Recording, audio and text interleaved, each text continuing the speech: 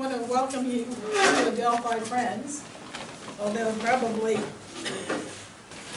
Jolie should do it better since you're a member here, aren't you? We're really glad to have you here, and the reason Will Castles is not here, he's on a college visit. He's a senior in high school. Right, Haverford, apparently. She's looking at Haverford. Yes. So the theme of this forum is Nonviolent Peacemaking Initiatives. We have 3 people who are going to be presenting.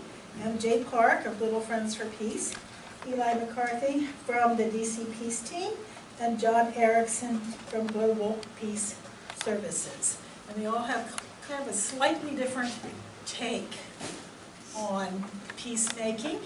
So it'll be kind of an interesting, some things will be the same, some things will be different.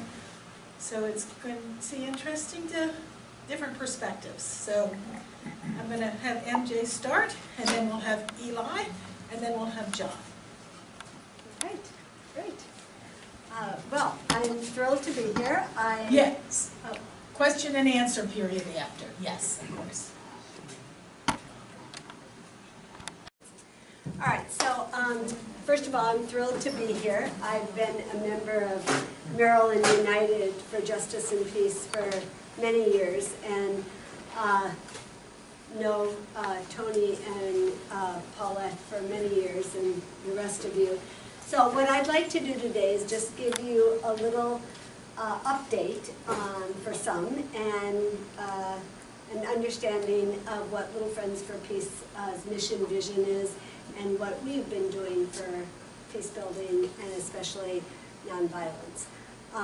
My background is I'm a teacher, and I grew up in a suburb of Chicago, and I'm one of 8, and I was brought up in a family where my mother was a big advocate of Dr. King's movement, and my memory is being taken to inner city Chicago for housing rallies and fair housing, and also in circles where people were gathering, discussing racism and justice and peace. And so that just kind of stuck with me, that, and especially the plight of children. And when I graduated from college, I was, ready to change the world and continue that drum roll. And so I started my teaching career, and I loved it, but I was not enchanted by the climate and culture in a lot of the schools that I was working with, and especially working with inner city kids. So I said to my parents, you know what, I think what I'd like to do in the summer is bring some of these kids up to have them experience what it would be like in a nonviolent setting, where it was just natural family life. And so my parents purchased this farm that was in Upper Peninsula, Michigan. Beautiful God's country. And we brought these kids in for 2 weeks, and kids who were armed with the tools and the practices to fight back, and were quite violent. And in a week to 2 weeks, they were a whole different human being. And it was because they got to experience what unconditional love and nonviolence felt like, looked like, sounded like, and it was kind of like day by day, they just shed their tools. Even their language started changing. So what were we doing with them? We were hanging out, doing animal care, gardening, taking hikes, going canoeing. But all of the staff was interrupting that violence by getting to their heart, by accepting them the way they were, and trying to help them discover their inner gifts, their talents. We had a talent show every week. We would have Friday night was always a dance, like a country dance. But I share that story. I mean, that was many, many years ago. I did it for 10 years, and it was a residential camp. So Chicago kids, and then I moved to Minneapolis and I met my husband, Jerry, who had just returned from Peace Corps. And he said, well, you know, where are you going for the summer? And I said, well, I'm going to go do this camp that I started. And so he started joining me. And he did gardening with the kids and animal care, because that's what he raised chickens and did that in India in the Peace Corps. So my parents stayed there during the winter, but we had to give this up because when they got older, they couldn't keep it going. So what I'm leading to is the birth of Little Friends for Peace, because then I became, well, how am I going to continue this journey going? So Jerry and I were going to lots of rallies, lots of marches, lots of protests about stopping violence, and especially gun violence, way back, right? And my dad finally said to me, MJ, I see you and Jerry going to all these protests and waving your signs, stop the war, no guns, no nuclear. And he said, I want to know what you're for. I said, I'm for peace. And he said, well, yeah, but how are you going to make it happen? And that was the kind of the moment for me, where I said, well, Dad, you're right. If I am going to take away their guns or say no war, what do I want? And I want peace, but how am I going to make it happen? So that night, I remember coming home to Jerry and saying, why don't we start peace camps? And he said, what are those going to be? And I said, well, I'm not sure. And he said, well, let's go for it. So basically, we piloted a program, and I had taken a whole year to just put resources together. How could we teach peace in a nonviolent way, starting with children? How could we do what Gandhi said, be the change we wanted to see? So we're going to start this summer, I think the 38th year of doing peace camps. And every summer we do them. But now, since we've moved to the DC area, our ministry, our work has expanded to doing programs for after school, in jails, in recovery places. And so what I really want to do today is just share, like, how am I peace building? How is Little Friends for Peace trying to build a culture of peace, right? Because I think that Maryland United, all of us have this, well, here's the food in the middle, but we have this appetite for peace. And I hear over and over, what's wrong? What's happening? Why do we have breaking news? Another killing. Last night on Channel 4, I could not believe it, that there were, I think, 5 stories, one after the other, you know, where there was gun violence or there was domestic violence. And Jer, who is a hospice nurse, said this is not good for our physical being, you know, to keep digesting all of this bad news. So Little Friends for Peace has a deceiving title because people think it's for little people, but it's just our little way of trying to make a little difference in a big world. I am finding now that we're doing more work with adults than we are children. The children get it pretty quickly, and they can come to the circle and rewire. This is my rewiring machine, and I think I did this last time when we were here, but every day I have to rewire to think more peacefully, non-violently, different way, rewire my heart to love, not hate. And just the whole thing to me is just a big rewiring. How can we take on the tools and practices of nonviolence, starting with ourselves? Some of the things that, this is my jar that kind of demonstrates that sometimes we get ourselves worked up and we can't settle down, you know, anxiety. I work with lots of college students who are expressing anxiety, loneliness, confusion, suicide rates up, right? Drug culture is up. this weekend, one of my son's girlfriend's parents are here from Kentucky, and they said, we never had gun violence. We never had breaking news, someone's been shot. And she said, it's just rampant in our little small town. And she said, what's going on? Well, for them it was, drugs, and the other is this whole idea of lost connection.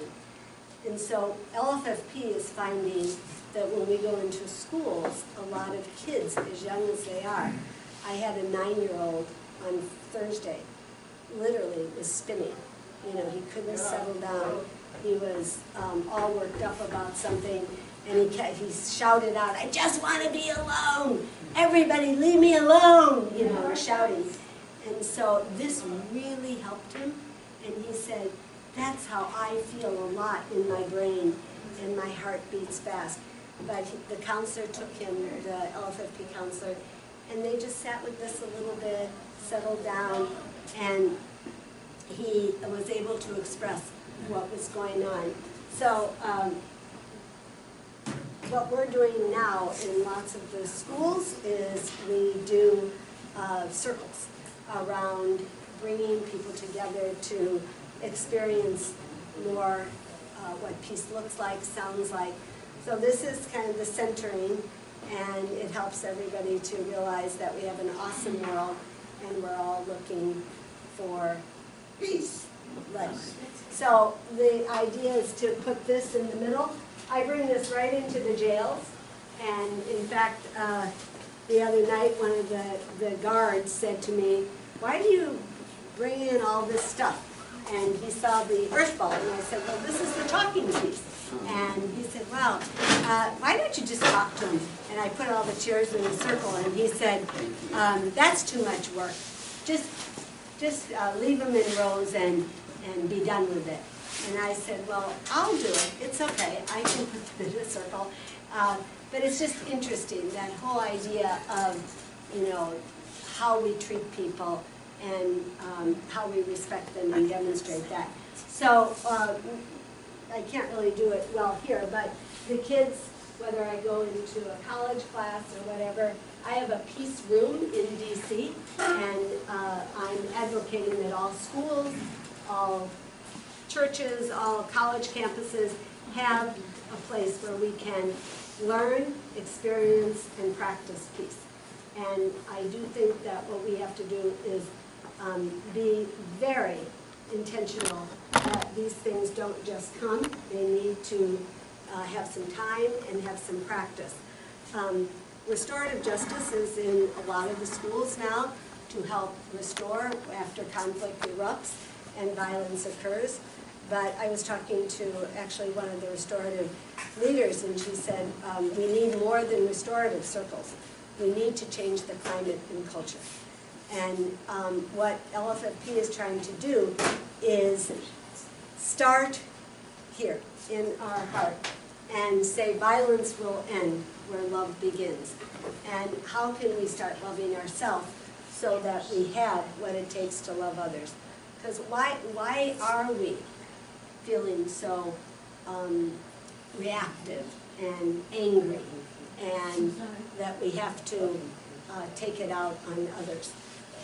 So when we come to the circle and we try to make it a safe circle where people can be themselves, where they can express what's on their mind, what's in their heart, and what's going on with them. Often this helps to lower the violence because people are getting a chance to become self-aware and to share. And within that, we can try to help people when they're struggling. So this is a book that LFFP, or Jerry and I have actually written, and LFFP is using as the tool box for interrupting violence. And in the beginning here, it says live peace, teach peace, because we believe that it's important to start living it with ourselves before we can go out and teach it. And a lot of the teachers that are involved with me say, yeah, I'm really yelling at the kids because I'm not at peace. this is all new to me, and I have to start with rewiring. So I'm looking for my tool here. This is the wellness wheel, and we did it last time for the Maryland United meeting, and that is this whole idea of going inward to look at what's going on your wheel. And I do this all the time, you know, what's on my mind, how are my spirits, my body, because that's what you bring to your work and to the people you interact with and your feelings, okay? And the whole curriculum goes on to introducing peacemakers, you know, the study of people who have used tools and practices of nonviolence like Malala and Gandhi and Mother Teresa. This is Maddie Stefanik. I don't know if you guys know him. Lived in Rockville and was the one who wrote a poem to Jimmy Carter. And then we go on to the conflict resolution. And I know that as we go on and we talk about how can we have a nonviolent response to conflict, this is an area where a lot of times we get into a discussion of, well, I was taught to fight. I was taught to stand up for myself and to fight back. And I work with a lot of kids who are armed with all the tools to fight back. And it's very difficult for them to give up those because they say, what do you want me to do? Be weird and wimpy and weak? And so to have them see that peace is action and it can be nonviolent and be successful. But again, I think they have to see that modeled. I'm working with a school right now that I walk into the school and literally the kids are punching each other and nobody does a thing because it's kind of like a way of life. They're just going, he does too much, she's this, she's that, and they're exhausted from experiencing that violence. So what now, the drum roll is, if we want the streets to be peaceful, if we want, you know, interactions at the grocery store and on the metro and in the neighborhoods, we have to start rewiring everyone to think that we have got to intentionally work at it. And one of the buzzwords that you probably have heard a lot is mindfulness. And one school is actually having yoga and mindfulness classes instead of detention. And the other thing that I like to advocate is have circles instead of detention or just sit in a corner or be expelled, suspended. So we have a little girl that we're working with whose mother rejected her and has rejected, doesn't have anything to do with her, but the brother gets to come to the school and she picks him up. So the girl sees the mother and that just raises her anxiety big time and she feels really bad. So then the minute she sees mom or she sees the brother, she starts racing around, hitting people, and this is trauma that she is, acting out. So what we've done is tried to help her with some tools and practices to lower that trauma, that feeling, and so that she won't, when she feels that way, start fighting people. And so we've developed these tool cards, and I don't have a little tool box, but they are to help people be reminded, like this is the wellness wheel, this is the mindfulness one, and the path to peace, and this is one of my favorite ones, and it's connect before you correct. And so the whole idea is to build relationships and connect with people before you just go in and start putting them down and saying, well, you're bad, or I don't agree with you and I'm going to take you out. And so but another thing that's difficult is how do you connect with somebody that you disagree with, right? And so we know that that's the climate and culture right now, that we have a lot of people who aren't on the same page. And kids feel that too. And so how to be able to go to your heart and start with yourself and love yourself. So one of the things we do, and I thought it would be neat if we could do it right now, because this is a hard time of day. Would you guys like to stand up for a minute? So just kind of connect with yourself a little bit here. So one of the things is, are we a healthy culture? You know, are we, why again is there's so much of this short fuse, anger and anxiety? And so just take a few breaths and just be in touch with, it's 3 o'clock in the afternoon, you've had, I don't know, whatever energy you brought in here. But let's just imagine that our feet are roots of a tree. And just feel them sinking into the earth, sinking into whatever brings you joy. And try to let go of any anxiety or anxiousness that you have or worry. Take a deep breath. All right. And just symbolically, what we want to do is try to scan our body and get rid of anything that's kind of blocking our blood flow from good energy. So as you feel comfortable, I'll just show you. I go down to my roots and I just scan my body and I start pushing it out and I get good energy and I breathe. So I start my day being mindful that I want to be peaceful, nonviolent, and self-assured. Okay, and another one is called squats for peace. And squats for peace is you put your hands out and you push down. Now if you don't feel comfortable going all the way down, but we can push down hate and bring up love.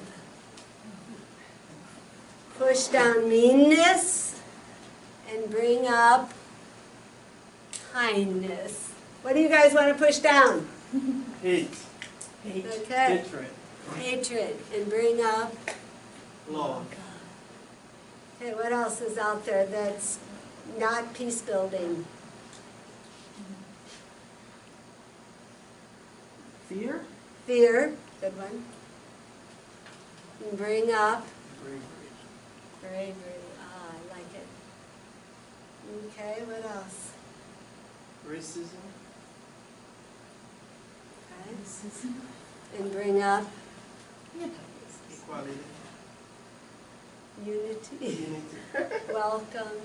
All right, I'm going to push down mean power and bring up cooperation.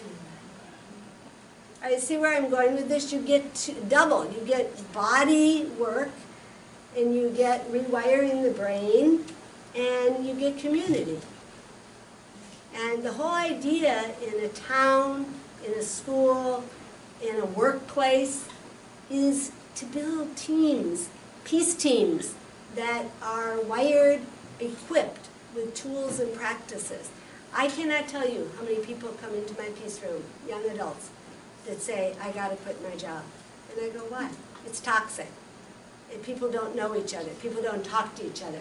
My son works in a big firm, and he said, we're on these teams.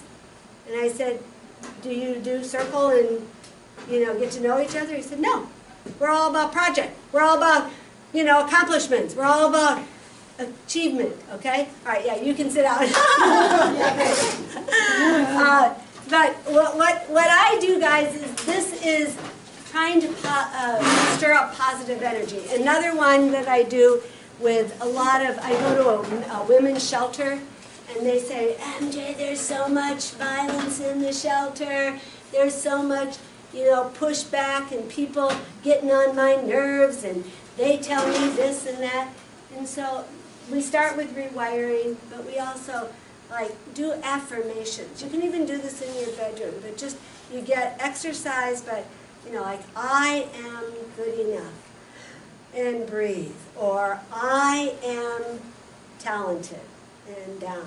So I'm doing this in schools where the teachers are complaining. We have mean girl club. Mean Girl Club at 3rd grade? But that Mean Girl Club goes on to the streets.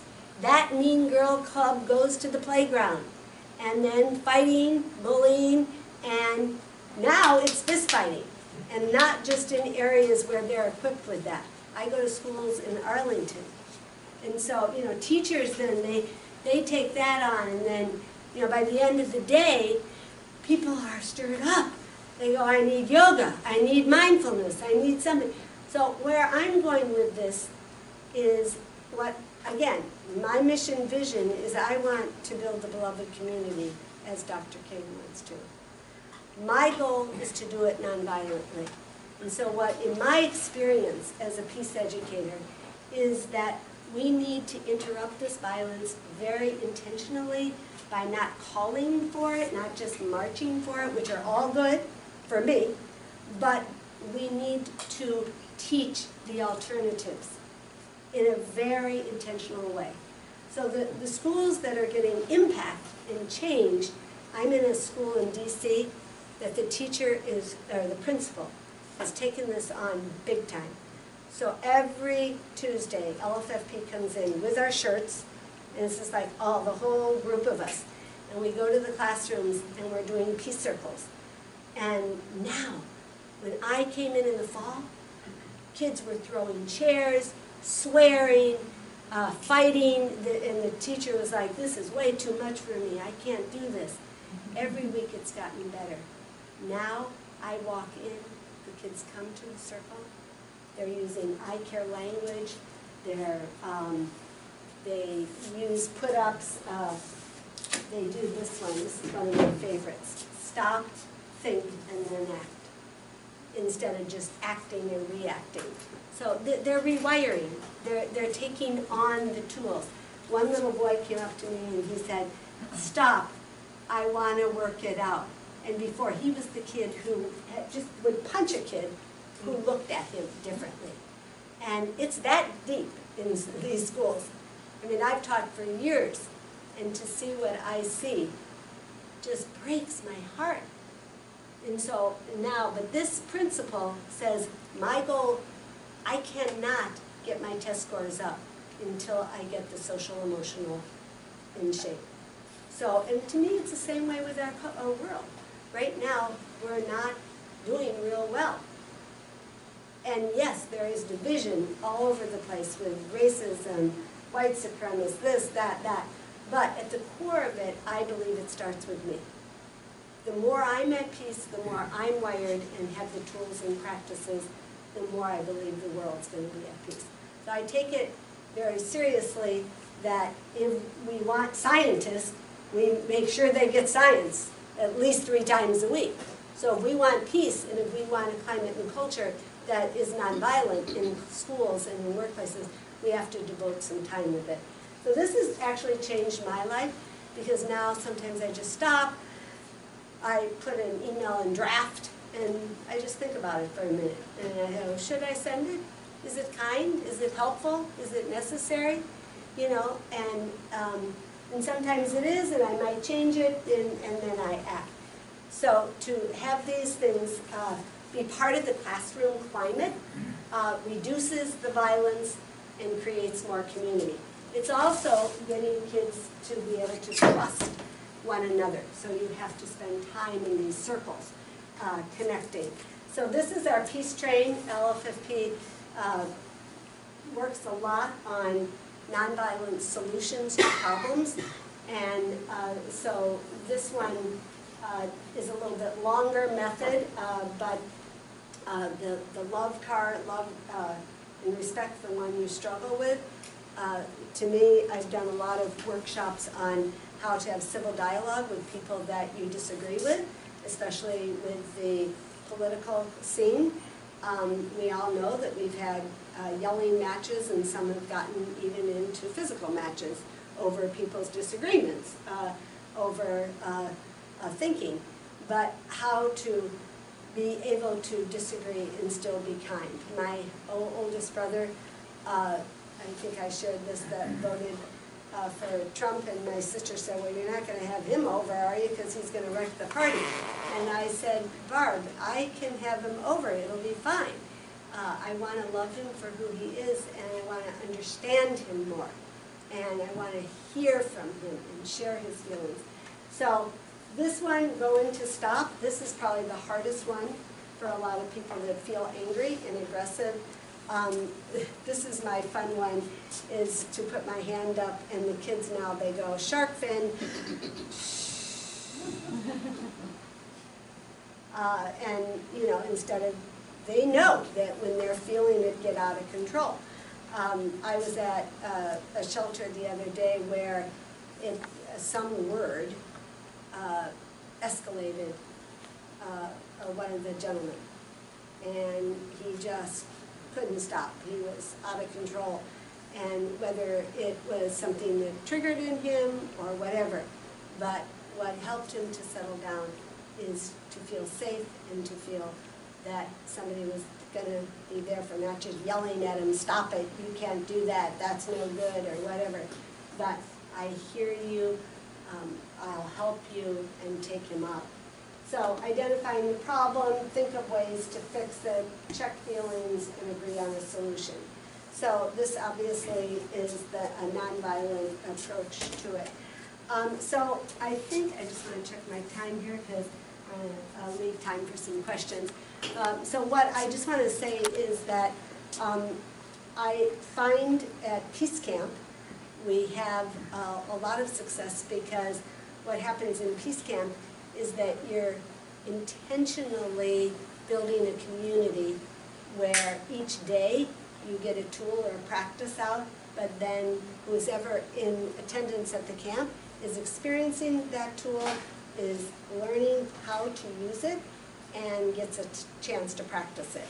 So we can have a lot of theory and a lot of philosophical ideas about nonviolence, but I think we've got to give space, time, intentionality to that practice, and not feel like it's like if my son drops off a fancy phone and says, here, Mom, use it, I'll say, no, I won't know how to use it. You know, stick with me, don't just leave me. Oh, you'll get it, No.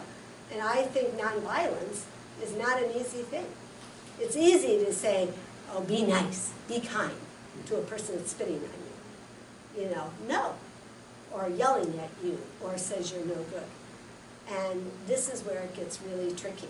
So I feel a responsibility to help interrupt these violence by hearing people's stories, walking with them, accompanying them in this journey, and then helping them get some other tools. So LFFP is really big on these tool cards as a way of kind of, you know, saying, here's an alternative. And then the book is also just not a theory book. It is more of a hands-on. I just want to end with this little picture of a girl, because she just celebrated her birthday. So this is a girl that came to me when she was 7, and she was full of fighting. And she actually told me, I'm going to be a peace breaker, not a peacemaker. And she said, so just get it straight. And she would fight, and so we had to do a lot of peace tables, we had to do restorative circles. Anyway, she is now a girl that just turned 12. And the other day she was with me on the playground, and she said, Miss MJ, can I help you? And there was some conflict going on. And then she said, that little boy over there is all anger, but I'm going to help him. And she went right over, and she was so brave. And she said, stop, we can work this out. And she sat 2 kids down. It was, I mean, tears were rolling down my eyes. It worked. This took my own persistence. There were days I wanted to bring this little girl's, you know, inside of me. I had to turn around, take my deep breaths, but the more, again, that I work on my own peace, the more I have peace to give. All right, are there any questions? I get very excited about this stuff because I see it works, and I do have a very big campaign going now to do circles in workplaces, and so I'll hand this out to you. It has information about what a peace circle is and how we do them. And in Mount Rainier now, we're going to have a month of peace for May, and I'm working with City Council to circle up, and that's our summer camp theme is circle up. Because what I would like to do when we have an issue, like what happened in Charlottesville, my image is everybody just circle up and have dialogue groups so that we can get to what everybody was thinking. So that is what I am doing. I'll have to have this interpreted for you. You guys want to share one? And so any questions, comments, anything you want to ask about? I can show you. Yeah, can you do that? Thank you. This will be our talking piece. Sure, can you do this for Congress? Yes, I'd love to. I've been knocking on their door. I brought the peace train to the White House, but they won't let me bring it in. But I'll keep trying. You said something about prisons, Yes, going to prisons. yes. Can you talk about your experiences there? Yeah, sure. I go to the Alexandria jail and I go to the Arlington jail, and like I go on Monday to Arlington and I go in and I've got about 15 guys and we just circle up, and at first some of them were like, what is she doing? And then they said, are we going to talk about the country? Are we going to solve the country's problem when I showed the blanket? And I said, no, actually we're going to do this turtle thing. We're going to go inward and take some time to focus on ourselves. They love this peace turtle. Go inward and be self-aware. So basically, they love the tool cards. First thing we do is a circle where we share what's bringing you peace, taking away your peace. And then each time I go, I give them a new tool. And it might be the Stop, Think, and Act tool. It might be the wellness wheel, anger management. We talk about how to talk in a way that disarms another person rather than, and then they talk about some of their issues. And it's just amazing. I mean, it's the connecting is, sometimes we do a little meditation.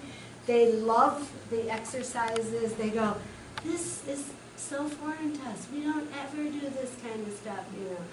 So it's a very positive experience. My Friday nights in Alexandria jail are, I can't tell my husband this, but it's my best Friday night dance. No, I go into the women's and then the men's too. Yeah. Any other questions? Well, I used to work in public libraries, which are usually a peaceful place, but not always, actually. One of the library branches in their quiet study room and negotiated with the crowd of unruly high school students showing up just as their school day was ending while the library was still open. They negotiated to have a noisy study room. And that helped. And then once, well, now I'm on libraries. Way back in library school, I think it was, one of the professors from Chicago mentioned that the public library system, they are called in consultants to help them have better customer relations. And what they were taught, as he summed it up, was keep a civil tongue in your mouth. And he said, you know, for this we pay $40,000. So is this Greenbelt Library? No, I was in Greenbelt. It was Bowie that had the noisy study room.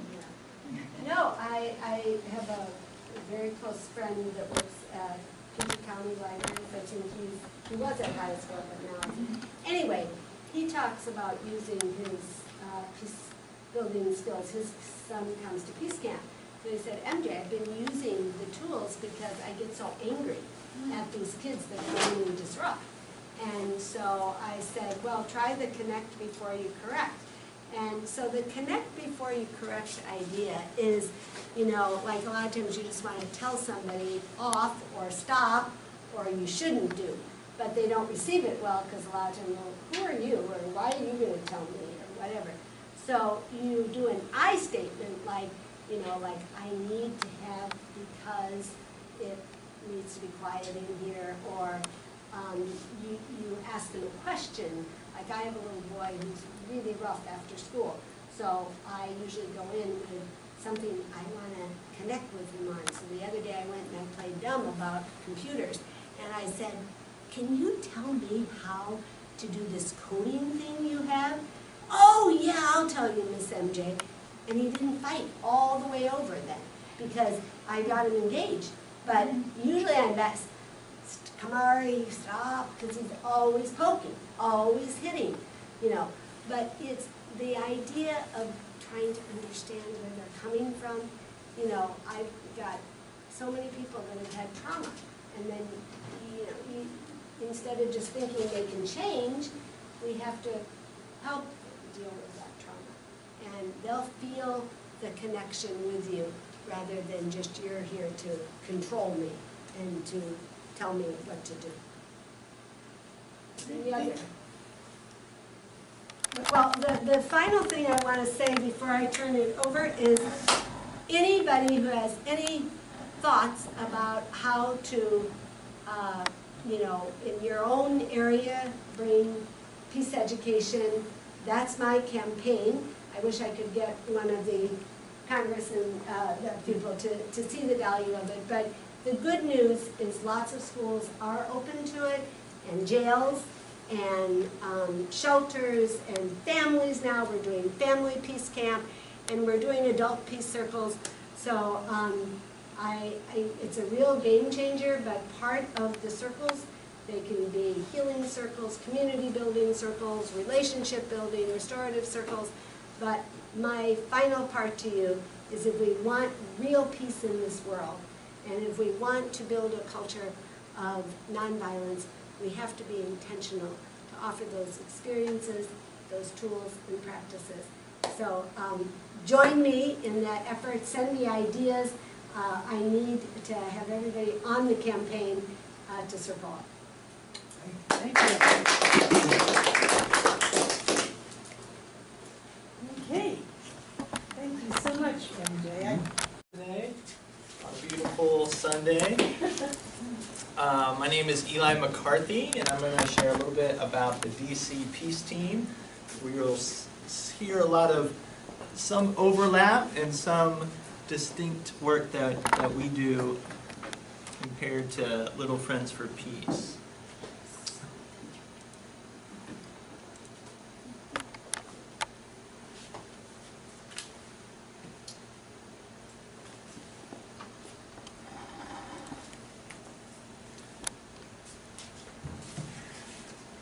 Thank you so much, MJ. Get this out of here. So the DC Peace Team started formally back in 2011 here in Washington, D.C., but I want to share a couple kind of tidbits that brought me to this work and kind of prepared me for this kind of opportunity. I was born in D.C., but my parents got divorced when I was about 7-ish, and then we moved to Western Pennsylvania. I lived in a really small country town, by some Quakers and other Amish as well. But in that experience, my mom remarried, and so I had a stepfather and a bunch of stepbrothers and sisters, and in that space, a variety of types of conflict arose, and I really started to encounter kind of the struggle of family life. And I soon found that my stepfather struggled a lot with alcohol.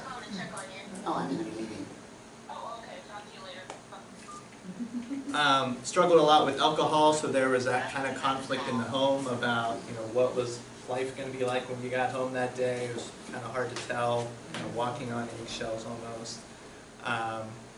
Also, you know, in that space there were moments of kind of intense arguing and even some physical abuse that would happen. So that's where questions came up for me about how can we deal with conflict in a healthier way, and relationships, and, you know, what is marriage all about, and so forth. So as I kind of grew up, I went into studying psychology, and that's where I tried to do some of my thinking on this. And those questions led me into philosophical questions and questions about theology as well.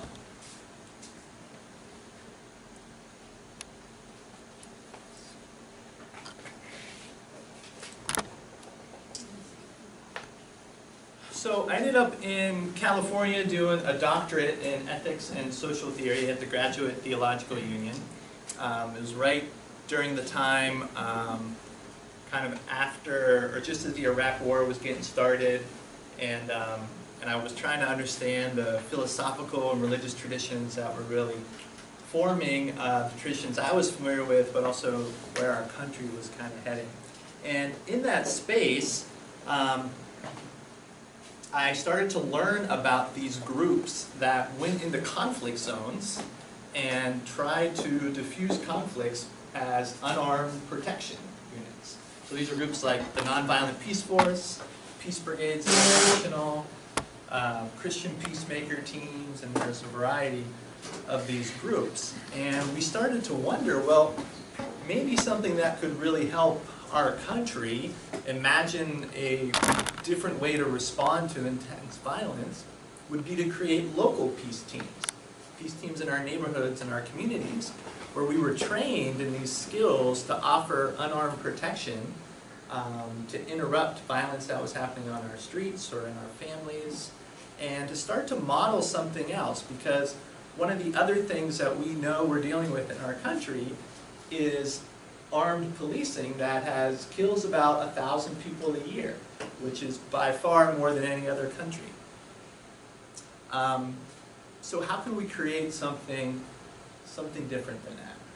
How far can we move the space and the practice of dealing with conflict and crime in our communities? So some of you might know that Gandhi had this vision of a Shanti Sena, which for him meant peace army. Right? He used these peace armies to deal with conflicts between Hindus and Muslims in India, and started creating them towards, as World War II was taking off, and then soon, he was shot in 1948. So in the U.S., there is now a Shanti Sena network of communities or cities that have peace teams. So DC is one of them. There's the Meta Peace Team, which is based in Detroit. There's a Seattle Peace Team and a Portland Peace Team. A couple different cities. So in DC, we kind of came together when I met a fella named Cortez, who was a person who was in prison here in this area, and he came out and wanted to do something really constructive and help out. And I thought his story really represented that insight of identifying credible messengers in communities, because he had a lot of traction in some of the communities that were struggling in the DC area. So we met and decided to kind of start to explore this, and we learned about Nonviolent Peace Force and what they were doing in South Sudan, where they walk with women who are trying to get firewood or water, and in that civil war, these women are often abused or even raped by all the different armed actors. But when they had one or two unarmed Nonviolent Peace Force people with them, they would not be touched. The armed actors would leave them alone. So what was the power operating there, right? So in DC, we started to explore this a bit, and one of the first things that we did was Cortez said, at Gallery Place by the Verizon Center, there would often be either youth that would get into little squabbles or even physical fights, but there were also police that would harass the youth on a regular basis. So his idea was to start deploying teams, units of unarmed protection people, and we would go there usually on the weekends, Friday, Saturday night, for a number of hours, and try to build relationships with the youth, as well as to kind of monitor what the police were doing, and we were keeping track of sort of incidents, but also being willing to kind of intervene when those kind of situations came up. So out of that early kind of testing ground, we created a mission to do kind of three basic things. This was a picture of kind of our earlier days. You can see MJ here is part of it, Little Friends for Peace. Cortez is this fella here on the side. He now works at the McKenna Center down by Gonzaga High School, and I'll tell you more about that in a moment. And then some other folks, T and Curtis, are also homecomers who are trying to be helpful in their communities. So our three focused areas, one is nonviolent skill training, another one is unarmed civilian protection, and then third, offering restorative justice circles.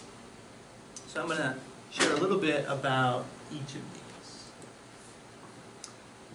So nonviolent skill training, really part of our mission is to cultivate the habits of nonviolent peacemaking and the skills so that ordinary civilians can unleash their power to engage conflict in a healthy way. And we do this in large part by the skill training that we offer pretty much every 2 months into the public community, but there's also many organizations that will come to us and ask us to offer one of these trainings. So nonviolent communication is primarily an interpersonal skill where you learn to identify the feelings and the needs that you have in yourself in a conflict, but also the people you're in conflict with. What are they feeling, but also what need are they trying to satisfy, maybe by some unhealthy strategies like yelling at you or putting you down or physically harming you. All of those are strategies where we're trying to meet particular needs, like a need for respect or a need for belonging or a need for affirmation, and so forth. There's a long list that we learn about. The other training is active bystander intervention. So this is when you're sort of not expecting to be in the space of a conflict, but you happen to be there. It could be on the metro, it could be walking down the street, it could be at a meeting, and somebody is being harassed or being harmed, and you want to know, like, how can you think through how to respond? What are some healthy ways to perhaps intervene, or what are the conditions where you might not intervene, for example. So we learn techniques like distraction, or like focusing on the targeted person and asking what they want, what they need, techniques about identifying the dignity of all people involved, and how do you communicate that in a way that can kind of interrupt the hostility. The third main training is unarmed civilian protection. And I'll give you a bunch of examples of these here in a moment. And then restorative circles. I'll also talk through some examples of those. So unarmed civilian protection, I think, is really like our niche. It's, I think, one of the unique contributions we make to the peace building scene here in DC and more broadly. This is a picture of us. We had about 24 people at this event. Not everyone was in the picture, but this was the Unite the Right rally, which happened here in DC last August. So that was sort of another step after the Charlottesville event that happened, where somebody was killed and there was a lot of direct violence. So we were invited there by some of the local organizers to help with preventing violence, but also trying to interrupt dehumanization, which there was a lot of that.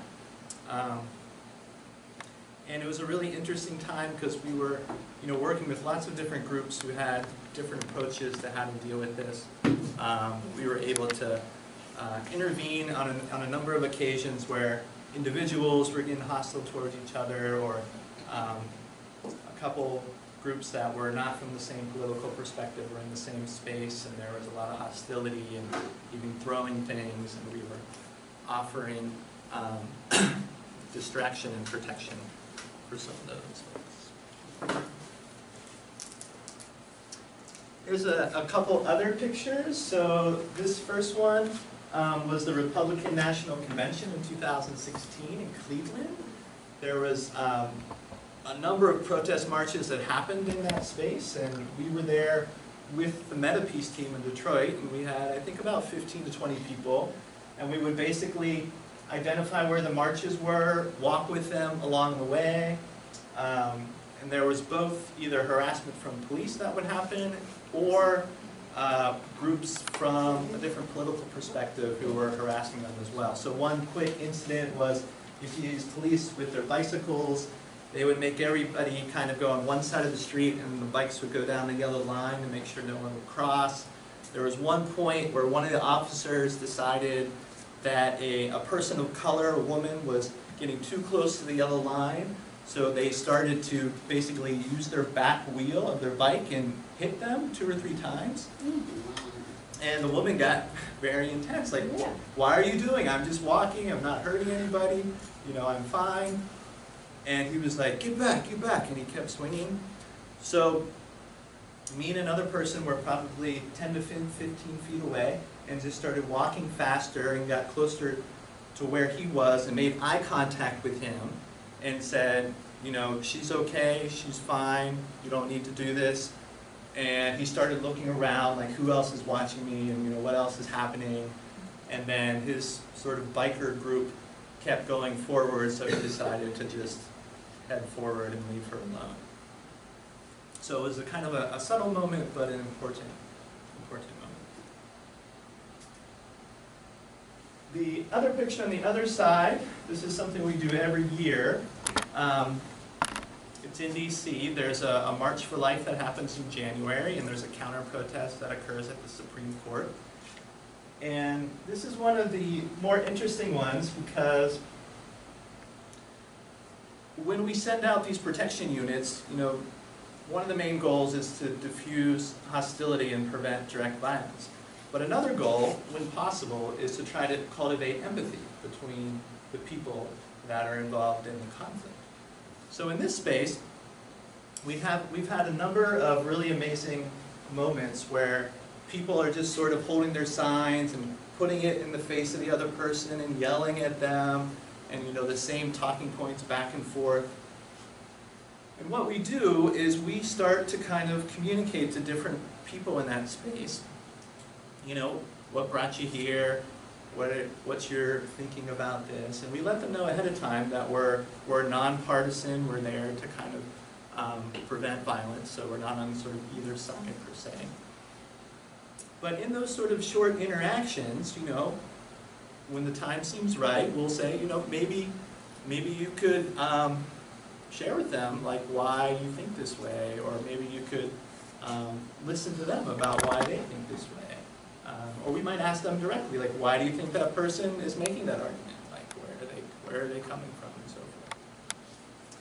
So, you know, sometimes people want to talk to the other side, and other times they just want to do their yelling. But we've had a lot of great moments where they've actually, you know, they've been like, no, they don't want to hear me, or they won't listen to me, or you can't change their mind. And the more you just sort of like suggest it a few times towards, as the march goes on, we've seen a number of those people who are resistant at first start to talk to somebody from the other side. And we weren't even kind of in the space, but you can kind of see that transformation start to happen.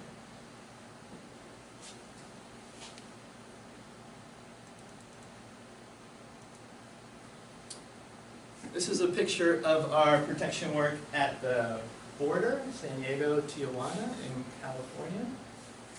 There was a Posadas event, so a lot of people coming to kind of reenact the story of Jesus trying to find a place, or Jesus' parents trying to find a place to have their child. And this was happening on both sides of the border. And they had asked us to come and do training. So we trained local people, but we also brought people from Colorado and DC and a couple other spots. And we were in these vests, and we would walk with them. They had to walk along the beach here to kind of get to the border spot.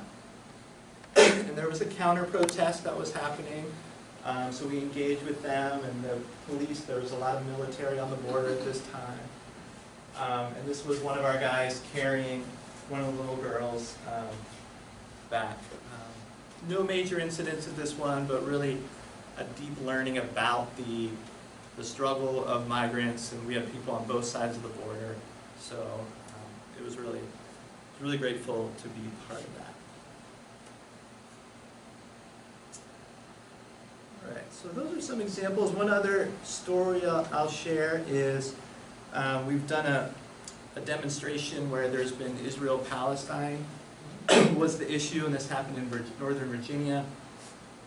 And the cops were trying to move the people out of this particular space, and they weren't. And one of the leading officers came up and decided to kind of grab this young adult and pull him off, and the officers had him. And one of the guys was like choking the kid. He's probably about 20 years old. And everybody started going crazy and yelling, and the police kind of tried to form this wall around this arrest that was happening. And people were trying to like get the officer to stop harming this kid. And we were there, and I was trying to get closer to where the arrest was happening, and at least tell the officer to get his arm. He didn't need to choke him to make the arrest, right? You know the stories of Eric Garner and these other people who actually died from that. But one of the things I noticed right away was one of the officers who was trying to hold everybody back, his eyes, I saw his eyes, and his eyes were like going back and forth like this, like 100 miles an hour. And I was like, whoa, what is going on with him, right? So I just looked at him and I said, listen, I see your humanity. I know you're a person. You don't have to be afraid, right? And he like kind of dropped his arms a little bit, and he's like, okay, I just want you to stay back, okay? I was like, yeah, we're okay. And he brought it down a notch, and there was less kind of like scurrying and pushing of the protesters. Ended up pulling the guy away. But it was one of those moments where you just have this encounter with someone who there may be a presumption that they're involved in something you don't want to happen, and yet there's also some fear underneath that, right? And if you can kind of acknowledge and unearth that fear, and that you're with them in that moment, you can kind of interrupt the depth of the hostility that's occurring. So we are in the process of trying to develop a rapid response team here in DC that can respond to incidents that come up in the streets. Community Mediation DC is one of our partners, and we're talking with lots of local groups about how to do that in a healthy way, but can start to pilot some of these alternatives to armed responses. So we're excited about that, and we'd love for you to be part of it. All right, let me show you a brief video here, and then we'll wrap up. So this is something we show in one of our trainings, our bystander intervention training. And this is a true story. Happened in New York City. In other places, citizens may dress up like Batman, or a kid might save the day by taking over the wheel when a bus driver becomes incapacitated. But in New York City, we have Snapman. That's right, Snapman to the rescue. Man breaks up subway fight by fearlessly eating potato chips.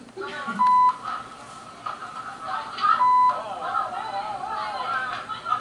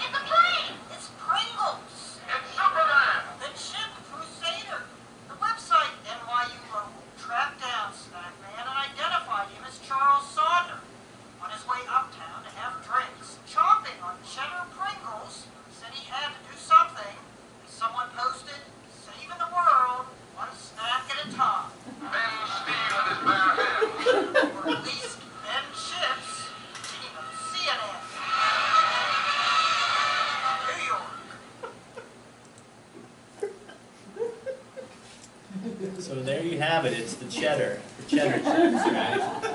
That can sometimes do it. So part of this creativity is about humor, right? It's about humor and creative and kind of thinking outside the box with joy. So the last thing I'll share then is we do these restorative justice circles. One of the projects is at the McKenna Center with people who are living on the streets or low income. And it's basically a chance for them to talk about personal struggles, family struggles, community struggles, and spiritual struggles. And we just facilitate, and they end up doing amazing things together, supporting each other, offering consolement, giving each other hugs, and you just kind of create this, these beautiful moments that you don't really need to offer great insight or advice at. And the other place we're working is Garfield Hills, where there's a neighborhood group who's struggling with young adults in the area who are making a lot of noise and selling drugs, and they don't know how to do with it. But they also have a lot of trauma. So we're doing these healing circles where they can identify harm and think about how to heal. And then empathy circles. What are the needs that they're trying to satisfy as well as the needs of the people on the streets? What are they trying to satisfy? And we might get into some skill training after that. So here's a way to contact me. The brochures are there if you haven't got one, but I welcome ongoing communication, and if you'd like to participate in any way, we have a listserv or an e-list that gives updates on when our trainings are. But obviously are looking for folks that can help with any administrative stuff around developing a board and grant writing and things like that. But we meet monthly to plan this stuff out and kind of imagine ways forward.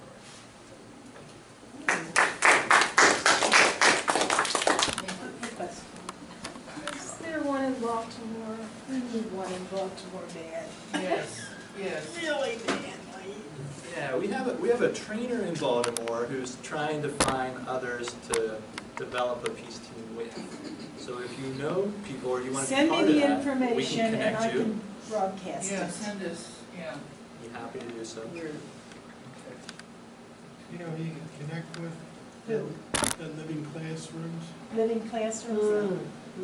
Yep, I think that would be some, where they have they serve a lot of ex-offenders and have intervention, guys that come out of prison, have special skills, and they can do interventions.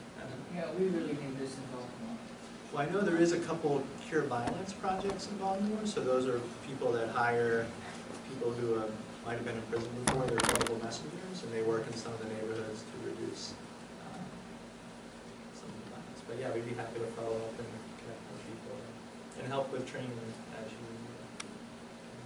Lucy, did you want to ask? Well, I was wondering if you had done work with immigrants or at scenes of arguments about immigrants. Lovely, how stuff. Where is this literature? Yeah, so a number of us have been part of the Sanctuary DMV trainings, and where we've kind of learned their strategies of sending people to a location where somebody's getting arrested or on the verge of deportation. So we participated in that. We've also provided protection overnight to the Korean immigrant community, where they were doing a 24-hour vigil in DC for 22 days. And this was down by Lafayette Park. So we did the overnight shifts to kind of offer them a safer space. But definitely something we'd like to do more of. Certainly accompanying people directly who feel unsafe, would be something that we would love to be part of. Many people who are immigrants or refugees sometimes feel that. So this would be a matter of making those connections, and so that was something they desired. 2 years ago, it was a similar training with ACLU in Hyattsville had intervention training where they showed a video like that, where a lady in a burqa was being harassed by the extremists. It was during the airport shutdown, and everybody was reacting to that. So the immigration issue is one that ACLU is still trying to get people to volunteer. So maybe that'd be a natural for Baltimore to see if they would do the same or combine your trainings to see if we get folks who are willing to intervene. And that was pretty much all they had to do, just kind of be there, not a buyer. Normally, it's like a casa, a year casa. Yeah. Oh, well, we have a constant line. Yeah. Take a break, and Well- I just did, please do so. You wanna have a little break? Great, thank you. Or make Yeah, we can have a 5-minute break. break? Yep. Maybe there's a way of, well, I don't have the benefit of the very nice audio visual of the previous two presenters, but I'll try to excite you with just my words and some printed material that I left back on the back table there behind my wife. This is my wife Lois, who I think most of you have met. But there are some remarks which I will depart from after hearing the other speakers, as well as the latest edition of our newsletter, and a brochure which is antiquated in some respects. It was revised in 2015, needs another updating, but it makes a good illustration of a point I'd like to make in connection with global peace services. Also, given the personal histories that we've heard, I'll need to tell you a little bit that relates directly to Global Peace Services, or GPS. It goes back to around 1995, I think. But it was a pastor of our church who, at the urging of a friend of his, someone whom I think some of you know, oh gosh, now I know, there I go. Bill, who passed away several years. He is Dr. MUPJInstitute? No. Member of Church of the Savior. And Oh, Bill Price? Bill Price, thank you. Yeah, came up with it. Yes, and he, as you know, started a group called World Peacemakers under Church of the Savior. But then he and myself and a couple of other founding members got together at Church of the Savior, and over the course of a couple of years decided there was a need for another kind of organization which would be diverse in terms of its cultural and religious background, as well as the need for specific training for peace service, for peace building. And out of that, Global Peace Services was formed. But I'm kind of leaping ahead here in terms of my personal story. My pastor, through Bill Price, took us to a showing at a place, it may have been Quaker, I'm not sure, but it was across the Severn River in Annapolis. And it was a showing of a very powerful film. I suspect most, if not all of you have seen it, called La Chambon. It's after the French village where there were Huguenots, Protestants living, and they provided, at considerable risk to themselves under the leadership of their pastor, shelter for Jews during the Nazi period of World War II. That was another powerful influence for myself coming out of the development field, the agency, U.S. Agency for International Development, the U.S. government program for development, that there was something missing, and that was the power of peace building, of nonviolent approaches to violent conflict. So La Chambon had a very strong personal experience. I won't go further back than that. You don't want to hear about that, and I would get back to our relationship with my wife, and you don't want to. She wouldn't want me to talk about that either. No, that's a Too much information. It's all positive. Got Too it, much got information, it, right. okay. You got it. Then in 1993, there was a significant event. There was a gathering of like-minded NGOs, non-governmental organizations, throughout the country at the Church Center of the United Nations in New York. And it was called a consultation for global peace services. And this was another impetus for this group of 4 or 5 people that met at the Church of the Savior, which then had kind of a headquarters on Massachusetts Avenue, to form, as we did finally in 1998, chartered in DC as a nonprofit 501c3 organization called Global Peace Services USA. Why the USA? Because we thought it was important to start at home our original idea was to somehow, just how we would have done that, I don't know, join forces with the International Peace Academy under the UN in New York to train peacemakers throughout the world.